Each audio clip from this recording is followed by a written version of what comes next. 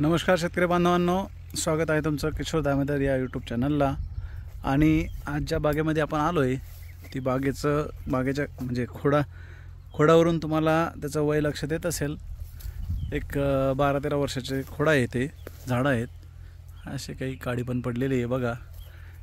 तर आता आपण आज चर्चा करणार आहे जे बागा कमी फुटल्या, नाही फुटल्या, पूर्ण फेल गेल्या, त्याचे बरेच कारण आहे। त्या सर्व कारणांवर चर्चा करणार आहे। जे कारण आपल्या हातात होते किंवा जे कारण आपल्या हातात नव्हते, अशा सर्व कारणांवर आपण इथे चर्चा करूया। म्हणजे तुम्हाला तुमच्या चुका लक्षात येईल किंवा तुम्हाला जे निसर्गाने थोडा त्रास दिला ते पण लक्षात येईल आणि त्याच्यावर मात कशी करायची किंवा काही गोष्टीवर बिलकुल मात करू शकत नाही अशा काही गोष्टी आहे का। तर बघा, आता ह्या वर्षी काय झालं आहे, सगळ्यात मोठं कारण अवकाळी पाऊस जो की 10 मे पासून सुरू झाला, तो काही भागात आजपर्यंत थांबलेला नाही आणि काही भागात 28 पासून थांबला आहे। म्हणजे 20 दिवस सलग तो पाऊस दिवसाआड कमी अधिक जास्त कमी जास्त असं चालू होता। आता इथे बघा, तुम्ही झाडं बघताय, इथे काही डोळे खूप शांत आहे, अजून डोळेच फुगलेले आहे आणि काही नवती मॅच्युअर होऊन गेली। आता हे बघा, ही नवती जी आहे ही नवती बऱ्यापैकी मॅच्युअर पण झाली। तर या बागेपुरतं बोलायचं ठरलं तर या बागेची थोडीशी मागच्या वर्षीची हिस्ट्री सांगतो। या बागेत आपण 2 व्हिडिओ पण बनवलेले आहे आधी। तर हा बाग जो आहे हा एक मागच्या वर्षी 60-65 टनाच्या आसपास माल हार्वेस्ट झालेला बाग आहे आणि पैसे पण खूप चांगले झाले होते मागच्या वर्षी। यावर्षी आपण तो हार्वेस्टिंग मार्च एंडला हार्वेस्टिंग केला। एप्रिलमध्ये थोडंसं 15 दिवस पाणी देऊन पाणी बंद केलं, पण मधातही त्याच्यावर लोड जास्त असल्यामुळं ताण जास्त वाढत होता, म्हणून आपण त्याला पाणी एक्सटेंड केलं थोडं ठिबकनीच। त्याला आपण एक 25-30 एप्रिलपर्यंत पाणी देत गेलो आणि त्याच्यानंतर काय झालं की अचानक 10 दिवसांनी पाऊस सुरू झाला आणि पाऊस सुरू झाल्यामुळं त्याला ताण हा कमी बसला आणि बाग निघायच्या वेळेस पाऊस कमी जरी झाला असता, म्हणजे थोडा टप्प्याटप्प्याने, पण पाऊस इतका झाला की शेतातून पाणी वाहून गेलं, वापसाच नव्हता 10 दिवस, परत पाऊस असं करता त्याला ते फुलं येण्यासाठीचं वातावरण जे आहे ते बनलंच नाही। अशा सगळ्या काही गोष्टीमुळं आपल्याला ह्या वर्षी मृगबार कमी बघायला मिळतोय। या बागेमध्ये असं नाही की बिलकुलच फुटलेलं नाही, पण किरकोळ 10%, म्हणजे मागच्या वर्षी जर आपण म्हणतोय 60 टनाच्या प्लस माल निघाला होता, तर यावर्षी आपण इथे म्हणू की 10 टनसुद्धा आपल्याला शक्यता कमी आहे, म्हणजे त्याला असं म्हणता नाही कमीच आहे। आणि आता हे गवताला आपण तणनाशक मारून घेतलं आहे, तिथे बऱ्यापैकी गवत जळालं होतं, परत नवीन तयार झालं आहे। आत्ताशी किती वापसा आपल्याला दिसायला लागला आहे। मागच्या 6 दिवसापासून पाऊस, 5-6 दिवसापासून कमी आहे पाऊस, म्हणजे बिलकुल झालेला नाही। 11-12 तारखेला लास्ट झाला होता। तर इथे इकडचा जो असा रोपड्याचा बाग, इथे 2 बाग आहे, एक तिकडची बाजू आणि हे रोपडे आहे, त्याच्यापेक्षा हे 7-8 वर्षाचे झाड आहे, ते 12-13 वर्षाचे। तर याच्यामध्ये माल मागच्या वर्षी थोडा कमी पण होता आणि यावर्षी पण इथे माल लागलेला आहे। आता सेटिंग झाली आहे त्यामुळे लक्षात येत नाही। आणि इथे बघा, त्या ऑस्ट्रेलियन विविलचा अटॅक कसा झाला होता, आता ती किडी नाही राहिली, स्प्रे वगैरे होऊन गेला इथे, पण अटॅक झालाच होता आणि स्प्रे घेता नाही आला। आपल्याला ते माहीत होतं तो किडा आला आहे, पण शेतात इतकं पाणी की पाय फसतंय, स्प्रे मारायचा तरी कसा। अशा सगळ्या गोष्टीमुळे यावर्षी शेतकऱ्याचं बरंच नुकसान झालेलं आहे। झाडांचं नुकसान बऱ्यापैकी होतं आहे, फुलं नाहीच आहे, फळं नाही लागले, तो एक प्रश्न मोठा आहे। आता हे बघा, इथे तुम्हाला ह्या प्रकारची सेटिंग बघायला मिळते। मृगबाराची अशी सेटिंग, एवढा मोठा दाना, हे लक्षात घेतलं तर इथे जो पहिला पाऊस पडला होता तो स्ट्रॉंग पडला होता आणि त्या पावसावर जे काही किरकोळ फुटलेलं आहे, तर हे किरकोळ आहे, याला अदवायला परवडत तर नाहीच आपल्याला, पण तरीही जे मी मागं सांगत आलेलो आहे की झाडाची तर तुम्ही परिस्थिती बघताय, व्हिडिओमधून तुझ्या लक्षात येत असेल, झाडं जरा कमकुवत झालेले आहे। इकडे कॅनोपी चांगली आहे, पाला चांगला आहे, पण पलीकडच्या बाजूला जे आहे, इकडच्या बाजूमध्ये आपण बघितलं तर तिकडे आपल्याला जाणवेल की तिकडे आपल्याला झाडं कमकुवत झालेले आहे, जुने झाडं पण आहे आणि ओव्हरलोड माल होता।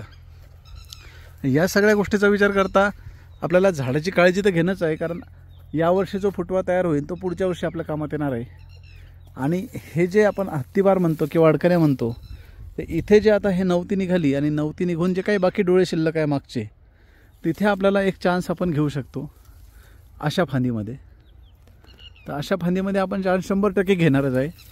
जसंही बघा इथे अशा फांदीमध्येच इथे फळं निघालेले आहे. तर याच्यामध्ये आपल्याला एक चान्स आहे तो आपण घेणारच आहे. त्याच्यासाठी विशेष काय करायचं नाही, पाऊस यायची वाट पाहायची आहे.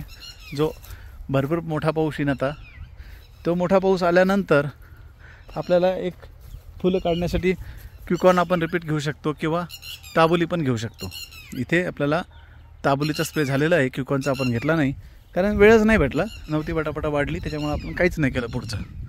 आता आपण ते क्विकॉनचा स्प्रे इथे घेऊ शकतो. पण तो केव्हा, जेव्हा आता ही जमीन पूर्ण वल्ली होईल त्याच्यानंतर 2-3 दिवसांनी. आणि याच्यात जे आता काडी वगैरे काढायचं राहून गेलं आहे कामं बरेचसे, म्हणजे सगळं शेणखतसुद्धा वेळेवर टाकण्यात आलं. शेणखत त्यांनी एकदम व्यवस्थित टाकलेलं आहे, 4ही कोपऱ्यामध्ये टाकलं आहे. तुम्ही मागच्या एक व्हिडिओमध्ये बघितलं आहे शेणखत टाकण्याची योग्य पद्धत म्हणून. आता पण तुम्हाला त्याचा अर्थ दिसत असेल की इथे 4ही कोपऱ्यात शेणखत टाकून घेतलं आहे प्रॉपर. तर तयारी एकदम सगळी चांगली होती. शेतकऱ्यांची तयारी सगळी चांगली असतानाही बाग ज्या नाही फुटले अशा शेतकऱ्यांसाठी पण सांगतोय की तुम्ही तुमच्या हातात आहे तयारी करणे. शेवटी आपण जर तरवर आहे, जर पाऊस जूनच्या फर्स्ट वीकमध्ये पडला असता डायरेक्ट, किंवा मेच्या शेवटच्या आठवड्यात एक मोठा पाऊस होऊन परत थांबला असता आणि परत जूनला पाऊस पडला असता, तर सगळ्याच शेतकऱ्यांच्या बागा फुटल्या असत्या. तर इथे आज आपल्याला जे सगळ्या महाराष्ट्रभर जे वातावरण दिसतं आहे, आणि सगळ्या महाराष्ट्रापेक्षा जे अहिल्यानगर जिल्ह्यामध्ये किंवा पश्चिम महाराष्ट्रामध्ये जे आपल्याला वातावरण बघायला मिळतं आहे, तर ते फेलचं प्रमाण जास्त आहे. आणि असे किडीचा अटॅक किरकोळ आहे, जास्त नाही पण आहे. आणि विदर्भामध्ये कमी पाऊस पडल्यामुळं त्रास होतो आहे. म्हणजे पाऊस कमी पडतो आहे आणि कमी पडल्यामुळं काय झालं आहे की झडते डोळे बाहेरही पडना, आणि जे थोडे बहुत बाहेर पडून फुलं निघाले ते उन्हामुळे टिकत नाही आहे. टेम्परेचर तिथे 40+ अजूनही चालू आहे. आणि इथे टेम्परेचर नाहीच आहे, हे असे ढगं आहे भरपूर. काल परवाच आणि शिपके होत राहते. टेम्परेचर जास्त नाही, 35 डिग्रीपर्यंत टेम्परेचर आहे. पण विदर्भामध्ये तेच टेम्परेचर 40च्या पुढं आहे. काही झाडं बघा, आता हे झाडं आपल्याला शोधून सापडणार नाही असे की किती फुटलेले आहे. आता हे जेव्हा मोठे होईल फळं तेव्हाच आपल्याला लक्षात येईल की किती झाडाला चांगला माल आहे. तरी आपण एक अंदाज धरू की 10 टनच्या आसपास तर माल निघू शकतो. तर सांगायचं तात्पर्य काय आहे की तुम्ही सर्व तयारी करूनसुद्धा हा तुमचा जो बाग नाही फुटला, हे निसर्गाचा कोप आहे. निसर्गामुळं ते झालेलं आहे. ज्या एक लिमिटपर्यंत आपण गोष्टी करू शकतो, बाकी गोष्टी निसर्गावर सोडावंच लागतात. आणि बाग फुटणे हे संत्रा बागाचं आपलं काम आहे. पूर्ण स्टोरेज, पूर्ण तयारी करून ठेवणे, एक अंदाजाने त्याला ताण देणे टेम्परेचर बघून. यावेळेचं मेचं टेम्परेचर जे होतं, एप्रिलचं जे टेम्परेचर होतं त्यानुसार जवळपास काळ्या डीप सॉईलवाल्या शेतकऱ्यांनी सुद्धा 25 तारखेलाच तानावर सोडले एप्रिलच्या. त्यांनाही 10 दिवस तो पाणी पुरलं आणि तिथून 5-6 दिवसांनी पाऊस आला. आता फक्त फुटले कोणाचे? रोपडे बाग फुटले, जे 4-5-6 वर्षाचे, ते बऱ्यापैकी फुटले. त्याच्यानंतर ज्यांच्याकडे फेब्रुवारीलाच पाणी संपलं, आता पाणीच नाही द्यायला. मी 1-2 व्हिडिओ पण बनवले होते, टँकरनी पाणी द्यावं लागेल झाडाचं, नाही तर झाडं जळेल. पण ज्यांची परिस्थिती टँकरची पण नव्हती किंवा पाणी अवेलेबलच नव्हतं त्यांच्या गावामध्ये, तर अशा लोकांना खूप हेवी ताण बसला. आणि अचानक त्यांना वेळेवर पाऊस पडला. नाही जर पाऊस पडला असता 20 दिवस, तर ते झाडं मेले असते 100%. तर यामुळं शेतकरी बांधवांनी हार मानू नका. आता जे तुम्हाला डोळे दाखवले असे बरेचसे ह्या झाडामध्ये आहे डोळे. याच्यामध्ये आपल्याला लेट मृगबार म्हणजे अडकण्या म्हणतो त्याला आपण, किंवा हत्तीबार, हे आपल्याला घ्यायला चान्स आहे. तो आपल्याला एप्रिलमध्ये हार्वेस्ट होतो आणि त्याच्यानंतर पुढच्या मृगासाठी पण तयारी करताच येते. नाही फुटला तर ज्या शेतकऱ्यांना पाणी आहे ते आंबेबार धरतील, आणि ज्यांना नाही ते पुढच्या मृगबारासाठी पुन्हा तयारी करतील किंवा पुन्हा जोमानं उभे राहतील. तर आज जे तुम्हाला मी माहिती दिली ही लक्षात ठेवा, सर्व शेतकऱ्यांना शेअर करा, जेणेकरून ज्यांच्या बागा नाही फुटल्या, कमी फुटल्या, जास्त फुटल्यावाल्यांसाठी पण काय करायचं ते सांगितलेलंच आहे मी. आणि काही कमी फुटल्या त्यांनी पण समजा आता रोटा वगैरे मारणं असो, वापसा कंडिशन तर रोटा मारा, रान चकाचक ठेवा. त्याच्यानंतर त्याला थोडं थोडं न्यूट्रिशन देऊन झाडाला तयार करा. धन्यवाद.